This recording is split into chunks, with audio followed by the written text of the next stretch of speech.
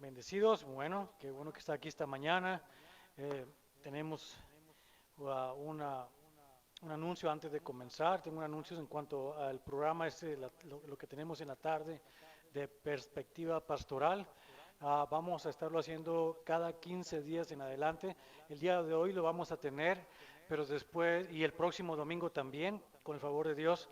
Pero a partir de ese entonces lo vamos a hacer cada 15 días cuando no toque estudios para hombres y para mujeres. El domingo que no toca estudio para hombres y para mujeres, ese día tenemos entonces perspectiva pastoral a las 6 de la tarde.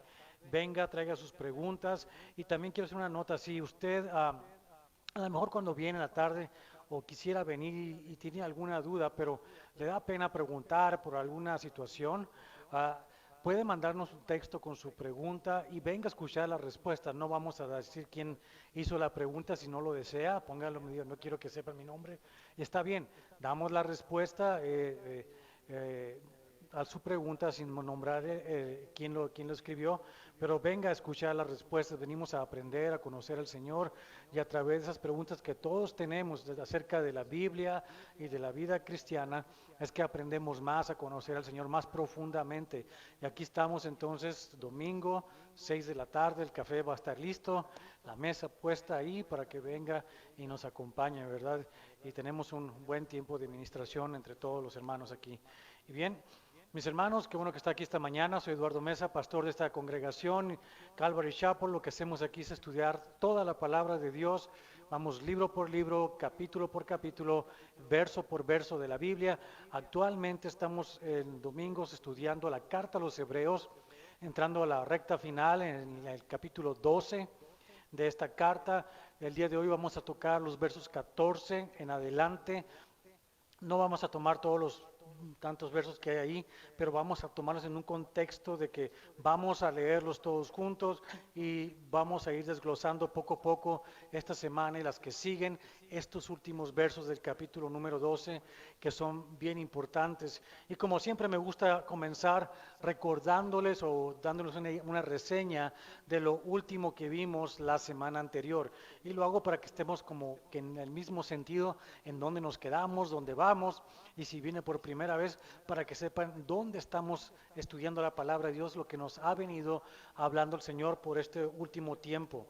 Y la semana pasada estudiamos versos 3 al 14, que vamos a repetir el día de hoy, el verso 14, y aprendimos a apreciar lo que es la disciplina divina y a diferenciarla del castigo de los que no son elegidos y de las aflicciones propias de vivir en la fe.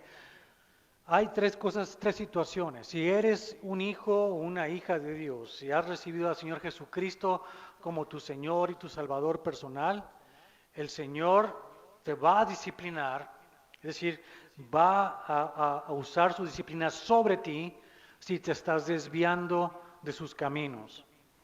Por otro lado, también el hecho de que seamos, tiene mucha ganancia esto, se oye como que, ¿sí? Ya.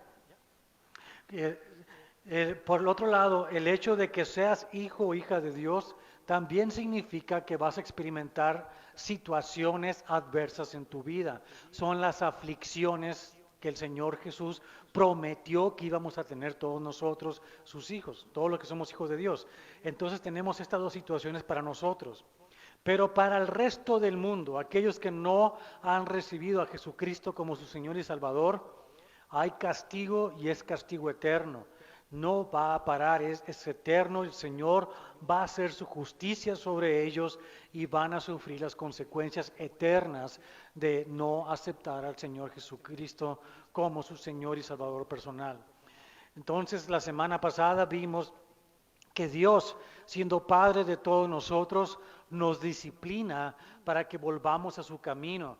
Además, vimos que tal disciplina, cuando llega a nosotros, nos debería producir un sentimiento, o mejor dicho, una convicción de seguridad en cuanto a nuestra salvación.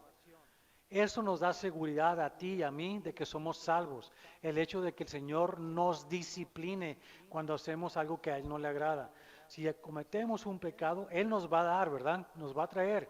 De alguna manera va a hacer que nos arrepintamos de nuestros pecados y eso nos debe dar una gran seguridad a ti y a mí de que somos hijos de Dios. Entonces también vimos por medio de nuestro Señor Jesucristo, que es el máximo ejemplo de lo que es disciplina divina y lo que esto produce, que el producto de ella debería ser para nosotros de gozo. Sí, parece que no es agradable ser disciplinados, pero si somos disciplinados, nos debe dar gozo, el gozo de saber que somos salvos, porque sabemos que al ser sumisos a la disciplina divina, aprendemos a ser obedientes y entonces agradamos al Padre. Pudimos también ver, por medio de la comparación que el apóstol hace entre la disciplina divina y la que los padres terrenales ejercen sobre sus hijos, que en efecto, al principio la disciplina no es agradable, puede incluso desanimarnos, pero cuando entendemos que hemos pecado y que el Señor nos está corrigiendo para que no volvamos a caer en ese pecado, entonces percibimos cuánto amor tiene nuestro Señor por nosotros, que no desea que nos perdamos de vivir en una constante relación de amor con Él, la cual se ve afectada cada vez que nosotros caemos en un pecado, cada vez que pecamos. Y cuando esto ocurre, tú y yo necesitamos ser reconciliados con Él y somos reconciliados a través de nuestro arrepentimiento genuino. Por otro lado también vimos por encima el verso 14, no lo estudiamos profundamente la última vez, pero hoy vamos a estudiar este verso 14 más profundamente, lo que significa acerca de que nuestros pecados no solo afectan nuestra relación con Dios, sino también con los demás personas, con nuestros semejantes.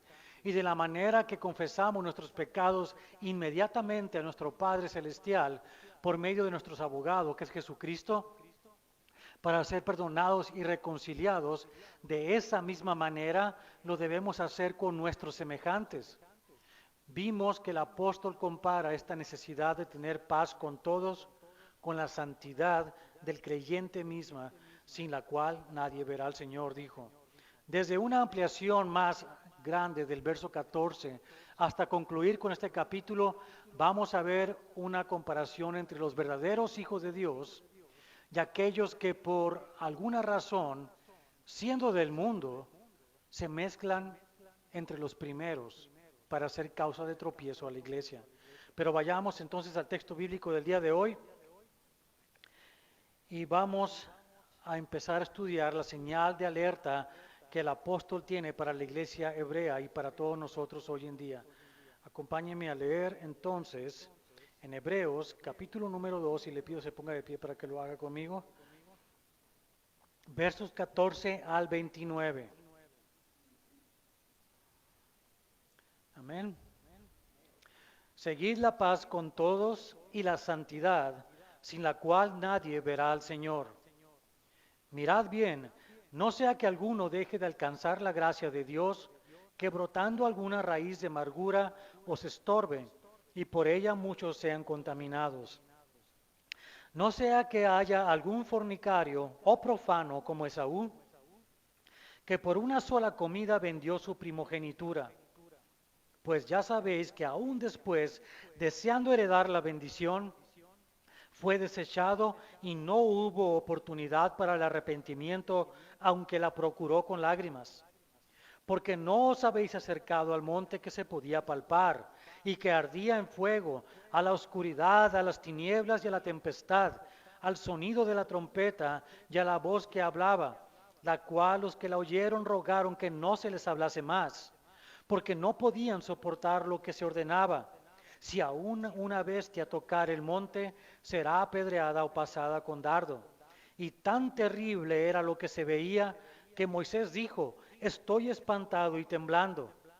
Sino que os habéis acercado al monte de Sión, a la ciudad del Dios vivo, Jerusalén la celestial, a la compañía de muchos millares de ángeles, a la congregación de los primogénitos que están inscritos en los cielos, a Dios el juez de todos, a los espíritus de los justos hechos perfectos, a Jesús el mediador del nuevo pacto y a la sangre rociada que habla mejor que la de Abel. Mirad que no desechéis al que habla, porque si no escaparon aquellos que desecharon a los que amonestaba en la tierra, mucho menos nosotros si desecháremos al que amonesta desde los cielos, la voz del cual conmovió entonces la tierra, pero ahora ha prometido, diciendo, aún una vez y conmoveré no solamente la tierra, sino también el cielo. Y esta frase, aún una vez, indica la remoción de todas las cosas movibles como cosas hechas para que queden las inconmovibles. Así que, recibiendo nosotros un reino inconmovible, tengamos gratitud y mediante ella sirvamos a Dios agradándole con temor y reverencia, porque nuestro Dios es fuego consumidor. Y el que tenga oídos para oír, que escuchen esta mañana lo que el Espíritu está hablando a su iglesia. Señor, venimos a tu presencia en humildad, reconociendo que fallamos todos los días, que necesitamos de ti, que apreciamos, Señor, la corrección que tienes sobre todos nosotros que somos hijos tuyos, que nos amas y nos disciplina como el Padre perfecto que eres.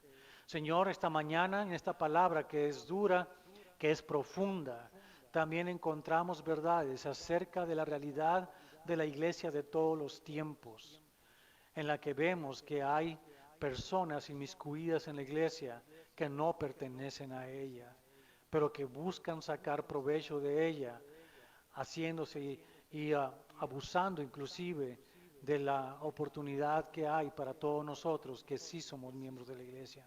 Señor, ten misericordia de todos nosotros en todo caso y ayúdanos a encontrar la verdad en tu palabra, transfórmanos y Señor que aprendamos no a ver en otras personas las fallas y quién o quién no es miembro de la iglesia, sino que busquemos dentro de nuestro propio corazón quiénes somos nosotros, dónde estamos parados este mismo día, si somos o no realmente la iglesia de Cristo.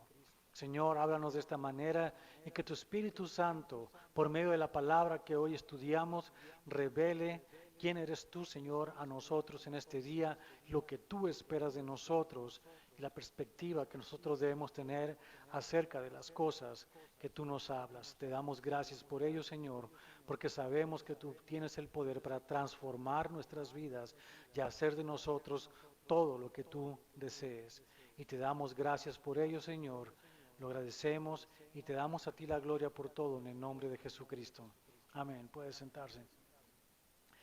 Bien, mis hermanos, de estos textos que acabamos de leer, interesante, toda esta historia que estamos viendo, si fuéramos a escribirla en una columna, en algún diario, para explicar lo que ellos contienen, lo que acabamos de leer, tal vez el encabezado diría de esta manera: alerta, lobos entre las ovejas. Y es un mensaje de atención a la iglesia, es una llamada de atención para que aprendamos a encontrarnos a nosotros mismos dentro del cuerpo de Cristo, que examinemos nuestro caminar, nuestra manera de desenvolvernos hasta este momento.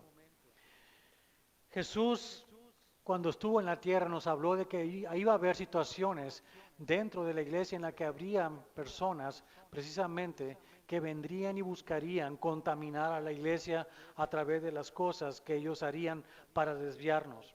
Y de hecho, en la época que él estuvo hablando, cuando se enfrentó a los fariseos, quienes se supone que debían de representar y enseñar la palabra de Dios, encontró que ellos eran faltos y que realmente lo que ellos buscaban era tener una imagen de religiosidad y de perfección delante de la gente, pero estaban vacíos por dentro y estaban corrompidos hasta lo máximo.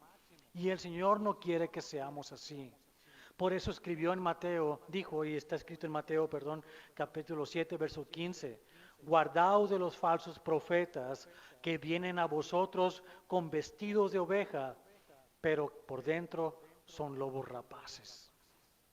Con esto en mente y para empezar nuestro estudio acerca de los lobos disfrazados de ovejas que se mueven libremente entre las verdaderas ovejas, vamos a definir primero lo que es una verdadera oveja. Aquella, en el término, hablando metafóricamente en cuanto a ovejas, es aquella que debajo de la blanca lana que cubre sus cuerpos, tienen piel de oveja, carne de oveja, huesos de oveja y todo su ADN es de oveja. En realidad son ovejas completamente. Por esta razón, estamos ahondando un poco más en el verso número 14 del capítulo 12 de la carta a los Hebreos, porque está haciendo esa comparación entre quienes sí son miembros de la iglesia de Cristo y lo que siguen los siguientes versos de aquellos que no lo son, pero que pretenden serlo y que están dentro de la iglesia. Así que nuestra intención en primer lugar, y lo hago otra vez, la recalco una vez más, cada vez que tocamos estos temas, nuestra intención en nuestro estudio no es que voltees a tu lado y empieces a indagar con sospecha si la persona que está sentada contigo en la banca es un lobo disfrazado de oveja, sino que como Pablo dijo y escribió en primera carta a los Corintios capítulo 11, versos 31 al 32, dice: si pues nos examinásemos a nosotros mismos, no seríamos juzgados, mas siendo juzgados, somos castigados por el Señor, para que no seamos condenados con el mundo. Así que se trata una vez más de examinar nuestro propio caminar y de corregirlo si nos encontramos fuera de los caminos de la gracia de Dios. Y tengo que hacerlo, el énfasis y hacerlo porque es importante. Y le doy gracias a mi hermano que me hizo la pregunta por texto de lo que significaba ese verso. No se trata simplemente de que te busquemos la paz y que busquemos la santidad por otro lado, porque sin la santidad no veremos al Señor. Se trata de que ambas cosas son iguales delante del Señor y no podemos tener una sin la otra. Y debemos comprender lo que esto significa. Entonces, para poder apreciar quiénes son y quiénes no son realmente las ovejas del pastor. Estudiando los comentarios de Matthew Henry, después de analizarlos, llegué a esta conclusión. Número 1, los verdaderos cristianos debemos buscar la paz con todos, incluyendo nuestros enemigos. Así es. Tenemos enemigos, tenemos gente que está en contra de nosotros, tenemos que buscar la paz con ellos si somos cristianos. Número 2, la santidad y la paz deben ser mutuamente inclusivas, es decir, en primer lugar debemos ser santos, lo cual no es un resultado de nuestro esfuerzo, sino de la obra regeneradora del Espíritu Santo en nosotros, que produce un aprecio y una urgencia en nosotros por obedecer a nuestro Señor en todo.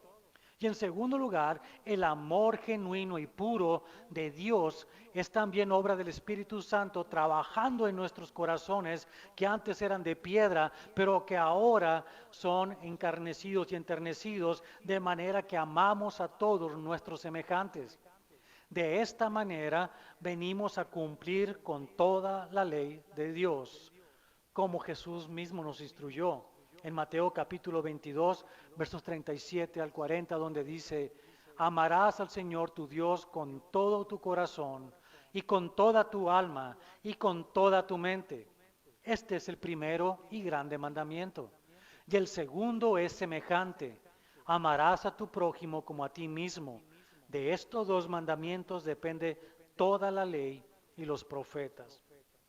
Cuando dice que este mandamiento, el de amar a tu prójimo como a ti mismo, es semejante al de amarás al Señor tu Dios con todo tu corazón, con toda tu mente, con todas tus fuerzas, con toda tu alma, está diciendo que son iguales, que no hay diferencia.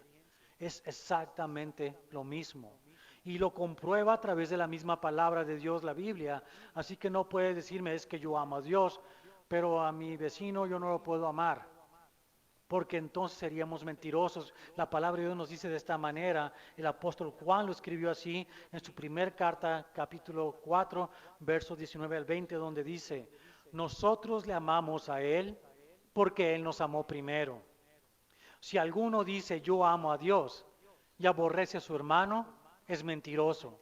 Pues el que no ama a su hermano a quien no ha visto, ¿cómo puede amar a Dios a quien no ha visto? Y ahí está la situación. Por eso tener resentimientos contra otra persona nos habla que estamos en un lugar peligroso. Si decimos que somos salvos, que somos hijos e hijas de Dios, no debemos tener en nuestro corazón ningún resentimiento. Pero también entendemos una cosa, que el amor marca límites, que el amor es especialmente cuidadoso acerca de hasta dónde puede llegar, precisamente para mantener el mismo nivel entre amor y santidad. Sin ambas dos, sin ambas juntas, no podemos ver al Señor. No me diga, yo soy santo, puedo ver al Señor, pero no tengo amor. Lo que nos acaba de decir la palabra es que no es posible de esa manera. Tenemos que poner paz y tenemos que ser santos. Y eso es algo que Dios da a nosotros por la obra del Espíritu Santo. No es algo que nosotros busquemos por nuestra propia cuenta, no es algo que nosotros nos esforzamos por lograr, es algo que Dios hace en nosotros, de manera que a nosotros nos gusta, nos produce una necesidad, una urgencia de vivir de acuerdo a estos principios. Así que en cuanto a buscar la paz con todos, como estamos estudiando, un verdadero cristiano lo hará considerando si en primera instancia esa paz no compromete su santidad, puesto que como estudiamos, la paz y la santidad del cristiano son mutuamente inclusivas, es decir, no puede comprometerse una por la satisfacción de la otra. Un ejemplo sería, si una persona del mundo está en conflicto contigo, tu prioridad es poner paz con esa persona, es decir, amarla como a ti mismo, como a Dios. Pero si esa persona pone como condición para estar en paz contigo que tú participes de cosas que tú sabes no agradan a Dios, entonces no puedes tener paz con esa persona. Hasta ahí llegó el límite. No puedes, porque no puedes participar de las cosas, pues tú estás poniendo en compromiso tu santidad. Y es donde ambas cosas tienen que ir de la mano. Y por supuesto lo que tienes que hacer entonces para mostrar ese amor y mantener esa posición de santidad, y lo que debemos hacer y puedes hacer es tener para esa persona misericordia y gracia que podemos todos tener para todas las personas como Dios la ha tenido sobre nosotros. Pero no podemos en ninguna circunstancia ser partícipes de sus actos contrarios a la voluntad de Dios. Nuevamente, el que tiene oídos para oír, que escuche lo que el Espíritu habla en esta mañana a su iglesia. Y con este conocimiento acerca de quiénes somos y quiénes no somos verdaderas ovejas de Dios, vayamos a los versos que hablan de la apostasía de esos lobos rapaces de los cuales estamos hablando. Primero, vamos a definir qué es eso de apostasía. Apostasía es la renuncia que hace una persona de sus creencias religiosas o políticas y abandono de su religión o del partido político al que pertenecía. Habla en dos sentidos, político y religioso, pero en todo caso está hablando de lo que decimos creer, lo que profesamos creer en un momento y de repente dicen, yo no creo en esto. Vamos a hablar de algunos ejemplos. En esta definición podemos encontrar a qué se refiere la palabra de Dios cuando nos habla de lobos vestidos de corderos. Un apóstata sería una persona que pretende, por razones de conveniencia personal, ser miembro de la Iglesia de Cristo, pero que en realidad no es salvo. Es una persona que cree que por solo venir a la iglesia y hablar la jerga cristiana ya es salvo. Aparenta una vida piadosa, puede incluso dirigir algún ministerio, pero solo busca ser reconocido por los demás. Algunos artistas, por ejemplo, viendo que hay un gran mercado creciente en el mundo del gospel o de la música cristiana, ofrecen sus talentos musicales para dirigir la alabanza. Logran ser reconocidos en los medios cristianos, obtienen premios, pero lo hicieron solo por ello. Y cuando son cuestionados acerca de sus valores, se comprometen y dicen con el mundo para no perder a sus seguidores. O como recientemente pasó dicen que nunca conocieron a Dios verdadero y de hecho no lo hicieron porque nunca se atrevieron a conocerlo, nunca indagaron, nunca preguntaron y nunca conocieron el carácter moral de Dios, de manera que cuando vino un problema, desertaron simplemente. Con estos ejemplos actuales en mente, estudiemos los siguientes versos. El verso 15 dice, mirad bien, no sea que alguno deje de alcanzar la gracia de Dios, que brotando alguna raíz de amargura os estorbe y por ella muchos sean contaminados. ¿A quién les está hablando? El apóstol está dirigiendo a esas personas que podemos identificar como los lobos vestidos de ovejas. Evidentemente estas personas, dice ahí, no han alcanzado todavía la gracia de Dios. No está hablando de aquellas personas que ya hemos alcanzado la gracia de Dios. Si tú has recibido a Jesucristo como tu Señor y Salvador personal, la gracia de Dios está sobre ti. O de otra manera no lo serías, no serías salvo. La gracia de Dios está sobre ti, la has alcanzado, no porque tú te esforzaras para lograrla, sino porque el Señor te alcanzó a ti. Y al haberte alcanzado te llenó de gracia y eres salvo, tus pecados son perdonados y estás bien. Pero note como dice el verso, no sea que alguno deje de alcanzar la gracia de Dios, es decir, que no llegue a ese punto, que no logre alcanzar la verdad, la gracia de Dios. Puede que tenga mucho tiempo viniendo a la iglesia y esté analizando el mensaje del Evangelio. ¿Será cierto esto? ¿Realmente es esto para mí? Pero si es uno de los llamados de Dios, la palabra de Dios va a entrar en él y va a obrar en su corazón como obró en el de nosotros. Y el corazón se va a romper y va a enternecerse, va a haber convicción de pecado y de arrepentimiento y vamos a confesar que necesitamos un Salvador. Y al hacerlo, somos salvos por la fe que el Señor puso en nosotros. En ese momento somos nacidos de nuevo. Y entonces ya alcanzamos gracia. Y esa persona puede alcanzar gracia este mismo día. Este día puede ser el día de tu salvación. Pero aquí está hablando claramente de aquellos que no logran alcanzar la gracia, porque están buscando otra cosa. Vienen a buscar algo personal, pero no vienen buscando al Dios que los puede salvar de la condenación eterna. En el sentido más práctico, o se ha alcanzado la gracia o no se ha alcanzado todavía. Y aquí el apóstol claramente se está dirigiendo a aquellos que no la han alcanzado. Así que este verso no indica en ninguna manera que la salvación se pueda perder porque es por gracia. Por el contrario, está asegurando que hay personas en la iglesia que todavía no están viviendo bajo la gracia de Dios. En otras palabras, no son salvos. El motivo por el que están aquí puede ser variado. Desde que estén siendo llamados por Dios para venir a escuchar el mensaje del Evangelio para salvación en el tiempo oportuno, hasta que estén buscando sentirse bien, apaciguar sus culpas, superarse personalmente, congraciarse con algún familiar, protagonizar algo, demostrar sus conocimientos o, como vimos, aprovechar un mercado para sus talentos. En todo caso, como el apóstol nos está haciendo saber, esas personas que no han alcanzado la gracia de Dios, en un momento de prueba van a apostatar, es decir, se van a desviar, van a dejar lo que están diciendo creer y van a ir otra vez al mundo.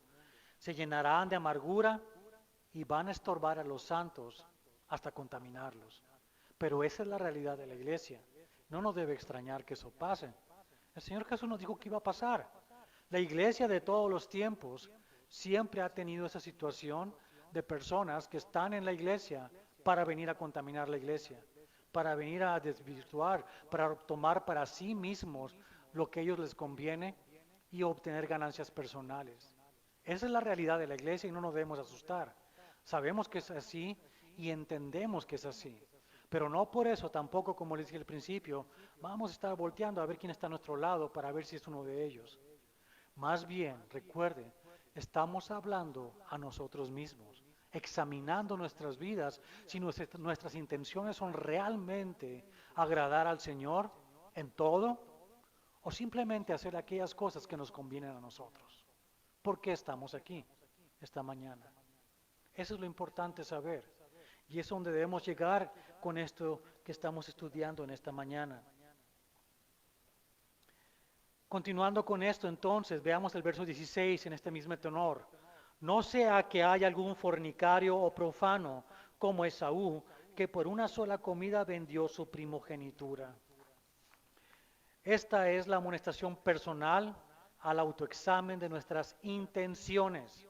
Si en nuestro ADN es de lobos, es decir, personas que no han alcanzado la gracia de Dios, entonces estaríamos condenados y contados entre este grupo de personas como lo fue Esaú. Ahora voy a hacer aquí una pausa que es importante y una aclaración. No es lo mismo decir que hay entre nosotros alguna persona que llamamos lobo disfrazado de oveja. Es decir, una persona que no está aquí para ser salva, sino para sacar provecho de lo que pueda. A decir que hay personas entre nosotros que somos salvos, que caemos en un pecado, que podemos en todo momento caer en un pecado. No es lo mismo, porque si nosotros caemos en un pecado, no somos apóstatas, sino que somos hijos de Dios pródigos. Y nos hemos ido hacia un lado a buscar nuestros propios intereses, tal vez nuestro egoísmo, explotarlo, pero el Señor, que es nuestro Padre, nos castiga. ¿Recuerda eso? Nos corrige, nos llama a Él. Y esto entonces ocurre lo que con el hijo pródigo. Yo le voy a dejar de tarea que lea muy atentamente, varias veces si es necesario, durante toda la semana si gusta, pero que lo haga. Lucas capítulo 15, versos 11 al 32, donde habla acerca de esta, yo no digo parábola, sino historia del hijo pródigo. ¿Por qué? Porque todos somos hijos pródigos.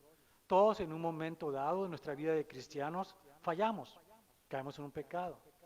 Y pensamos que no vamos a salir con la nuestra hasta cierto punto, como el hijo pródigo, que va y despilfarra todo lo que tenía de su padre.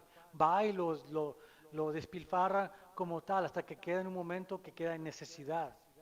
Y está casi comiendo con los puercos. Pero él no es un puerco, él es un hijo de su padre.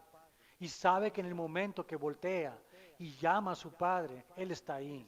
Y sabe que puede dejar esa vida de perdición, de despilfarro y ese lugar oscuro en el que hemos estado muchos de nosotros. Y podemos volver a casa. Y sabemos que el Padre nos va a esperar con los brazos abiertos. Va a correr a nosotros, nos va a abrazar, nos va a besar, nos va a poner su anillo que nos dice que somos herederos otra vez. Nos va a vestir con ropas espléndidas porque somos justos para Él. No importa dónde hayamos estado. Y esa gran bendición tenemos todos nosotros si somos realmente hijos de Dios. Y habrá fiesta para nosotros seguramente, porque Él prometió que así sería. Pero esa es la diferencia entre nosotros y aquellos que simplemente buscan obtener provecho y jamás han recibido a Jesucristo como su Señor y Salvador. Tal vez hayan hecho una oración, no lo cuestiono, pero ¿cuál fue la intención de hacer esa oración? ¿Hiciste la oración de salvación simplemente para sentirte parte de un grupo? ¿Por qué realmente estabas en tu corazón sintiendo que necesitabas ponerte a cuenta con Dios? ¿Cuál fue la razón por la que hiciste esa oración? ¿Qué fue lo que te llevó a ello? Verso 17, notemos. Porque ya sabéis que aún después, deseando heredar la bendición, fue desechado y no hubo oportunidad para el arrepentimiento, aunque la procuró con lágrimas. Algunas personas piensan equivocadamente que Esaú se arrepintió y con lágrimas estuvo buscándose perdonado. No dice eso la palabra. Tampoco dice la palabra que él quería y entendía lo que significaba la bendición. Lo que dice la palabra es que él estaba buscando la herencia, heredar lo que era la bendición física material que Abraham tenía, que Jacob tenía para ellos. Y vamos a ver que, Isaac tenía para ellos. En este verso queda expuesta la intención verdadera de Esaú en todo caso. y todos aquellos lobos disfrazados de ovejas, y no es el de recibir la gracia salvadora de Dios. No es el de someterse y servir rendidos al Señor. No es el de adorar a Dios y de amar a sus semejantes. Por el contrario, lo que Esaú buscaba era la herencia material, física, pero no deseaba y no esperaba, y de hecho él despreciaba la bendición que es adorar a Dios por la eternidad. No lo quiso. En pocas palabras, Esaú solo quería servirse a sí mismo y vivió y murió haciéndolo. Dios tiene severas palabras de juicio para Esaú, palabras que resuenan y deben resonar en la mente de todos aquellos lobos disfrazados de ovejas. En Malaquías capítulo 1, versos 2 al 3 nos dice: yo os he amado, dice Jehová, y dijisteis: ¿en qué nos amaste? ¿No era Esaú hermano de Jacob? Dice Jehová: y amé a Jacob, y a Esaú aborrecí, y convertí sus montes en desolación, y abandoné su heredad para los chacales del desierto. Aquello que Esaú quería tener, la bendición material y física, Dios la acabó, porque no lo recibió a él como la bendición que era. La despreció de hecho. Y en Jeremías 49:10 dice: mas yo desnudaré a Esaú, descubriré sus escondrijos y no podrá esconderse. Será destruida su descendencia, sus hermanos y sus vecinos, y dejará de ser. Los lobos de cordero, vestidos de cordero, perdón, de ovejas, piensan que se pueden esconder en la iglesia y no ser detectados por nadie. No importa que yo no los detecte, no importa que ninguno de nosotros los encuentre. Lo que importa es que no se pueden esconder de Dios. Pueden pretender toda la vida, pueden hacer grandes obras. Al final del día el Señor les dirá: no los conozco. No los conozco. Señor, profetizamos en tu nombre, echamos espíritus, hicimos grandes cosas en tu nombre. Os digo que no los conozco, porque no lo hicieron por las intenciones correctas. En Romanos 9:13, Pablo volvió a repetir esas mismas palabras. Como está escrito, dijo: a Jacob amé, mas a Esaú aborrecí. Qué palabras tan terribles para una persona saber que es aborrecido por Dios, que no hay esperanza para esa persona. Porque el día va a llegar en que cerraremos los ojos de este lado del cielo, todos, y estaremos en la presencia de Dios.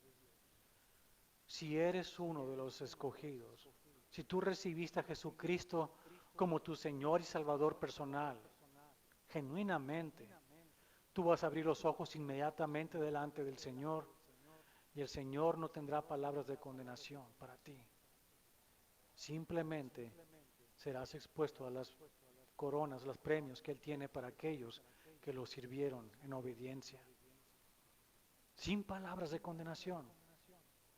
Pero si eres de esos lobos vestidos de oveja, ten la seguridad de que tu abrir de ojos va a ser delante del trono, no de la gracia como todos los demás, sino del gran trono blanco que está escrito en Apocalipsis 20. Y en el verso 15 da la sentencia clara y final de todas estas personas. Y dice: y el que no se halló inscrito en el libro de la vida fue lanzado al lago de fuego. Sí, el infierno es de un lago de fuego. Sé que hay personas que lo niegan, tratan de esconderse y dicen: no, no existe nada de eso. Vamos a dejar de ser simplemente. No es así de fácil. La palabra de Dios habla de un lago de fuego que es eterno y es el lugar de residencia de todas aquellas personas que no reciben a Jesucristo como Señor y Salvador personal. Y esa es la realidad. Es un lugar donde están separados de la presencia de Dios por la eternidad, porque así lo decidieron. Le dijeron al Señor: hágase mi voluntad. Y el Señor les va a decir al final del tiempo: hágase tu voluntad. Ahí está. Pero igual nosotros, si estamos del otro lado, si nosotros hemos genuinamente recibido a Jesucristo como Señor y Salvador personal, a lo cual te hago en esta mañana, te digo que si tú no lo has recibido de esa manera, este es el día de tu salvación. Arrepiéntete de tus pecados, acércate al Señor mientras pueda ser encontrado, porque después ya no va a ser posible. Busca la salvación con temblor y con temor. Y este es el día de tu salvación. Hay mucho más que decir en los siguientes versos que están delante de nosotros, pero lo vamos a ir viendo uno a uno en las siguientes semanas, porque son bien importantes tomarlos con cuidado cada uno de ellos y entender realmente lo que Dios nos está hablando en el contexto en que lo está escribiendo. Pero déjame decirte una cosa mientras tanto. El Señor Dios tiene amor por su creación el hombre, y al mismo tiempo que nos ama, Él es un Dios justo y su justicia divina va a ser ejercida con todo rigor sobre aquellos como Esaú. Porque la gracia, pero también tenemos que entender una cosa, que despreciaron ellos la gracia, pero nosotros que la recibimos, en nosotros abunda esa gracia. Y nosotros que la hemos recibido humildemente, obedientes al llamado de Dios, y que hemos escuchado el mensaje del Evangelio, y hemos creído en Jesucristo para salvación, no seremos receptores de la ira de Dios. Pero hay de aquellos que siguen siendo lobos, aunque se disfracen de corderos. Padre, te damos muchas gracias, Señor, porque nos amas tanto, que nos has dado en tu palabra a reconocer a nosotros mismos a través de la examinación de nuestro caminar, de quiénes somos, de lo que realmente creemos en nuestro corazón, de la transformación que tú has originado desde el día que te recibimos a ti como Señor y Salvador de nosotros.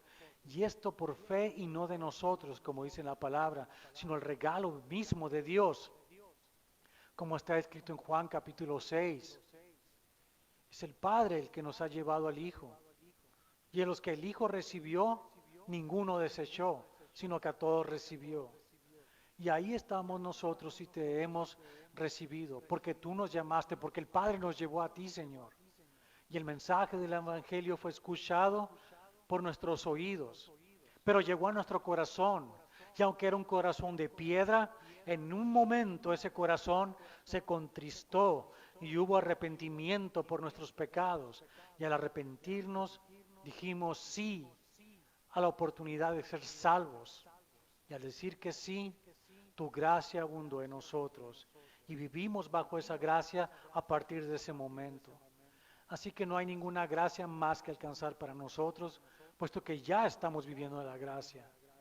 Pero aquellos, Señor, que todavía no te han escuchado, que todavía no han abierto sus oídos y su corazón al mensaje del Evangelio, Señor, este mismo día, que escuchen el mensaje del Evangelio que es este, que Cristo vino en la carne conforme a las Escrituras, que murió en la cruz y que fue sepultado conforme a las Escrituras, y que resucitó al tercer día y que está sentado a la diestra de Dios Padre conforme a las Escrituras, y que si creyéramos esto en nuestro corazón y lo confesáramos con nuestra boca, seremos salvos, porque con la boca se confiesa, pero con el corazón se cree para salvación, y no seremos avergonzados, dice tu palabra.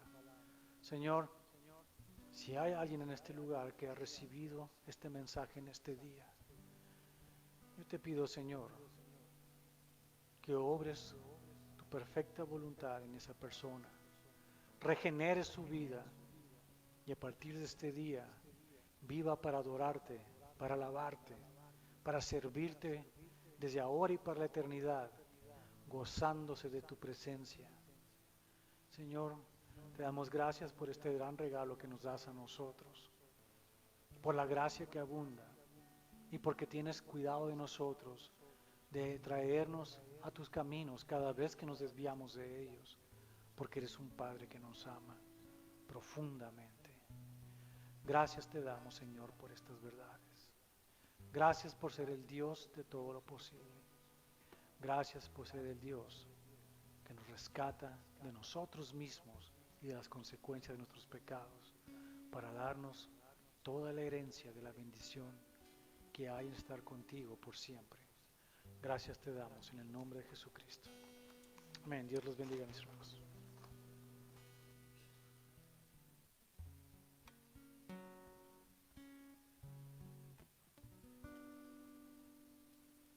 Bueno, entonces, ¿por qué no se pone de pie? Vamos a terminar alabando a nuestro Señor.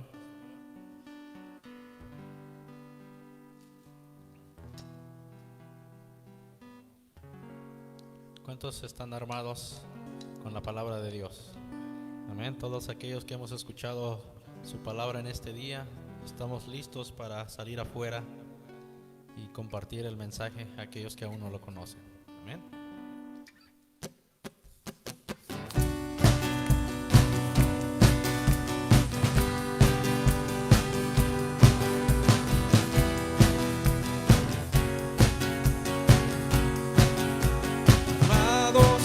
Para la batalla estamos, con la victoria en nuestros labios, listos para pelear. Tomamos la victoria en nuestras manos y confesamos que derrotado el enemigo está. Armados para la batalla estamos, con la victoria en nuestros labios, listos para pelear. Tomamos la victoria en nuestras manos y confesamos que derrotado el enemigo está. Conquistaremos las naciones para la gloria del Señor. Retomaremos lo que nuestro es. En el nombre del Señor, conquistaremos las naciones para la gloria del Señor. Retomaremos lo que nuestro es. En el nombre del Señor, armados para la batalla estamos, con la victoria en nuestros labios, listos para pelear. Tomamos la victoria en nuestras manos y confesamos que derrotado el enemigo está. Conquistaremos las naciones para la gloria del Señor. Retomaremos lo que nuestro es. En el nombre del Señor, conquistaremos las naciones para la gloria del Señor. Retomaremos lo que nuestro es. En el nombre del Señor, conquistaremos las naciones para la gloria del Señor. Retomaremos lo que nuestro es. En el nombre del Señor.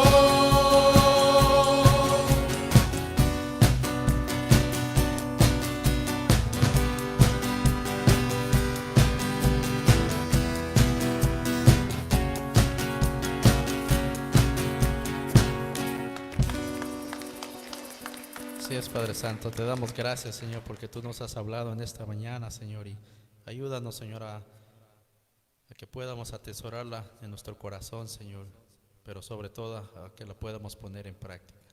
Gracias te damos en nombre de tu Hijo Jesús. Amén. Bueno, que tenga un feliz día. Nos vemos el miércoles a las 7, no se le olvide.